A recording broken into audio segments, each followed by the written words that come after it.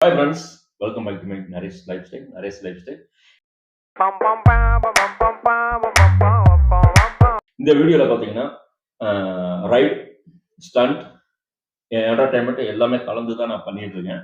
But இருந்தாலும் ரைடை பொறுத்த வரைக்கும் நான் உங்ககிட்ட வந்து ஒரு சில விஷயங்களை நான் ஷேர் பண்றதுக்கு தான் இந்த வீடியோ மேக் பண்றேன்.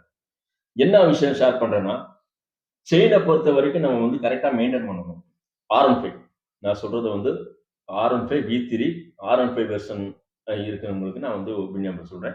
பொதுவா எல்லா வெஹிக்கிளுக்கும் நான் சொல்றேன். என்ன விஷயம்னா, நம்ம செயின் வந்து கரெக்ட்டா மெயின்டெயின் பண்ணணும். லூப் லூப் பண்ற டைமிங்ல லூப் பண்ணணும். செயின் வந்து ஒரு சவுண்ட் வந்தாலும் கூட அது என்னன்னு பார்க்கணும். உள்ள வந்து டஸ்ட் அதிகமா இருக்கும். இப்ப நம்ம ரன் பண்ண இப்ப ரெயின் அதிகமா மழையில நம்ம ரன் பண்ணுவோம். நார்மலா தூசி வர இடத்துல ரன் பண்ணுவோம். எல்லாமே டஸ்ட் உள்ள அடைஞ்சு அந்த செயின் பார்த்தீங்கன்னா ஒரு மாதிரி ஆயிரும்.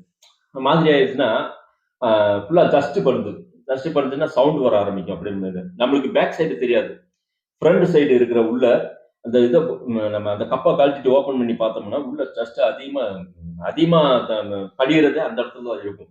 அத நம்ம ரிமூவ் பண்ணிட்டு கரெக்ட்டா கிளீன் பண்ணி, கராயன் பொறுத்தவரைக்கும் அத நம்ம ஃபுல்லா வந்து அத பிரஸ் பண்ணி விட்டு நம்ம வந்து கிளீன் பண்ணோம்னா, எல்லாமே கிளீன் ஆயிரும்.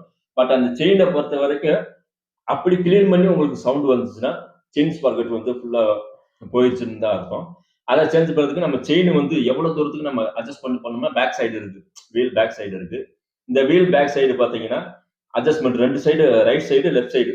இந்த போல்ட் வந்து அட்ஜஸ்ட்மென்ட் இந்த எவ்வளவுக்கு எவ்வளவுக்கு நம்ம லூஸ் பண்றோமோ, அவ்வளவுக்கு அவ்வளவுக்கு அந்த ரைட் சைடு லூஸ் பண்ணி, இங்க பாயிண்ட் குடுத்திருப்பாங்க. இந்த பாயிண்ட்ல வந்து நம்மளுக்கு எவ்வளவு பாயிண்ட் நம்ம அட்ஜஸ்ட் பண்ணி, இந்த செயின நம்ம வந்து அட்ஜஸ்ட் பண்ண இந்த செயின லைட்டா சேக் பண்ணி பார்க்கணும்.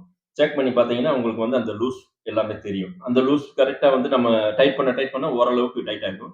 அதே மாரி இந்த பாயிண்ட்ட கனெக்ட் பண்ணி வச்சு, அந்த ரைட் சைடும் நம்ம வந்து அந்த பாயிண்ட்ட கனெக்ட் பண்ணி வச்சோம்னா, ஓரளவுக்கு செயின் வந்து நம்ம வந்து ஒரு டைட்னஸ் கிடைக்கும். அப்படியே நம்ம வந்து ரெகுலரா வந்து லூஸ் ஆக இந்த மாரி நம்ம வந்து ப்ரொசீஜர வந்து நம்ம கடைப்பிடிக்க கூடாது. அது ஓரளவுக்கு தான் நம்ம டைட் பண்ண முடியும்.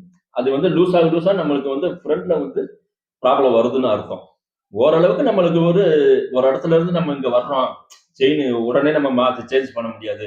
ஓரளவுக்கு நம்ம டைப் பண்ணிட்டு, அங்க போய் இருந்துகிட்டு நம்ம ஷோரூம்ல விட்டு நம்ம செயின் சேஞ்ச் பண்ணலாம். அப்படின்னு சொல்லி ஒரு இது தாட் வரும்போது தான் நான் இந்த ப்ரொசீஜரை நம்ம வந்து கடைபிடிக்கணும்.